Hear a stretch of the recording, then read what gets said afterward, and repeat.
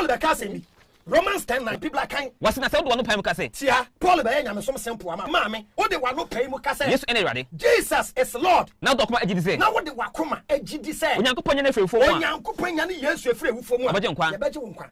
Ti Paul so de fa wa no keke pay mu kase. Jesus is Lord. Na fo wakoma agidi say wasole. Obekwa Kevin. Jesus say Paul boa. You were not informed too. Continue. Matthew 7:21. Jesus be kase Paul boa. Matthew 7:21. Matthew 7:21. Was enye obi o say rade no. Paul say for no pay mu ka say Yesu ye wurade.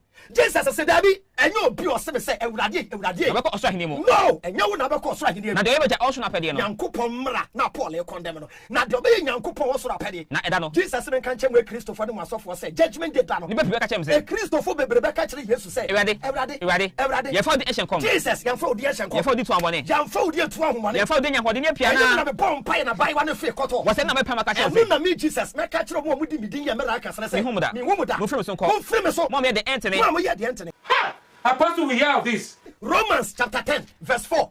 Romans 10 verse number 4. Me ba tell Christopher Paul be nyame so fofofo mam. Tia say Christo ene emra na wieye. Wo be gi Yesu dia emra na twem. Wonya papa. Wo kwaka na Christopher say ye boy Yesu asembiem no. Yesu de emra na ko asembia no so. Wo hwe Jesus for man. Emra ko boy Yesu asembiem. Wo say de Yankopon mra de ne chi ko bo cross so. Say huhumu asem. Huhumu asem. Ene tie Paul de ko tie Yesu kan. Romans 10:4. Paul e be contradict Jesus kan. Was it na Christo ene emra na wieye. Christo ene emra na wieye. Ema wona ojide na kwati ni mu. Ema wana wojide kwati ni mu. Kai brofo no. Romans 10:4. Romans 10:4. For Christ has brought the law to an end. Christ has brought the law to an end. So that everyone who believes is put right with God. Everyone who believes is put right with God. That is what Jesus did. No. Emrana bewe. Ba ko Romans 3:28. Romans 3:28. Romans 3 verse 28. Was it na yebu ne say? Afetie. Enti na yebu ne say. Wokoti emra nwuma. Ye kweti emra dwuma. De gide ne bu onipa bem. De gide ne bu onipa bem. Kan brofo no. Ye kweti emra dwuma. Dia Paul person ke dis ya ne say. Wo beji Yesu dia Nyankopon mra nya dwuma. Mewie me che Paul no asa contradict no.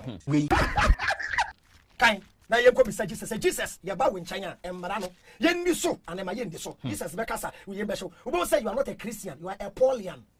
Onya Christo ni o Paul na agi ni. Sorry yo. People like kind. Romans 3:28. Romans 3:28. For we conclude that a person is put right with God. A person is put right with God.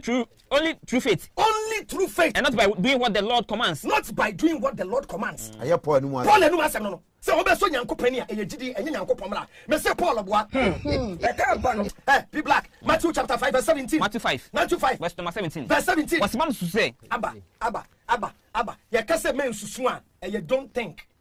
Yes, so many without people like a kind of what's man to say by say? Jesus say men susu many without say. Me ba say me same me Jesus me ba say me be say Nyankopon mra. Ana edifo no. Ana edifo no. Mama abe say. Emra no mama me say no. Mama be say ne ma. Memo emra no Nyankopon mra me be say ne ma. Na no kra me say. No kra me Jesus me ka kire we Christo for say. Osuna asase enya twemu yi. Osuro eni asase. Okese osoro ahini mu. Me fa okese e osoro ahini mu. Jesus kwa the stamp esi Nyankopon mra so. Rich one and cup of tea o. Funny people. Matthew chapter 19 verse 16. Into kind of yesterday. Was it down kwa? Everlasting life. Christo ni apa heaven yako. Paul say a person is put right with God not by doing what the Lord commands but by faith. Heaven obi pe heaven yako. O ko Jesus nchen, ke Jesus the man. O pe heaven yako we pete. Na we to akọ heaven. Tie Matthew 19:16. Was it na hwe? Topic ne say down kwa. Everlasting life. Was it na hwe? Obi ba obesin say. E Christo for problem na ni. Obi ko Jesus nchen e ko bi sa question say. Ochechefo Yesu. Ade na menye. Ade papa ben na menye. Na monya dankwa. Obi sa ade papa hwa ade pa Yesu de ma no. Na menya dankwa. Na osin say. E na Jesus hwa branche ni din ka che ne say. Na de no bi sa papa ho asem. Adan e na wo bi sa me papa ho asem. Oba ko no ye. Oba ko pe no ye. Na so be se ukọ enkwamu a. O pe se daache unya nkwama wo kra. Di emrasem no so. E ye wugidie. Da bi di emrasem no so. E ya adom. Na so be se ukọ enkwamu a. O pe se wo kọ nkwamu a. Di emrasem no so. Di emransam no so. Na osin say. E na branche ni bi sa Jesus say. Di e wo he.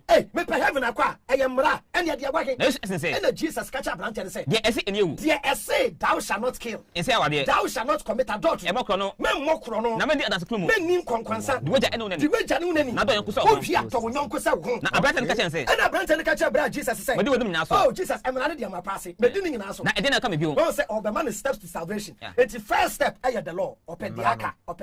To as well. Na Yesu esen say. And Jesus ka say. Na se obese oye pair. O person we are complete ay perfect. Na koto de wo. And ya also kona koton we japade nyina na fama ehiafo na pe ohiani bi na fama no na benya japade wo soro benya original ejapade wo soro na bra bedi o mechi wi ansa wa bedi mechi Jesus kwa catch brand tell say ansa bedi me Jesus echi no number 1 kodi nyankopom na so number 2 koton we japade me ehiafo ya bedi mechi tebe da mu nyina ase madam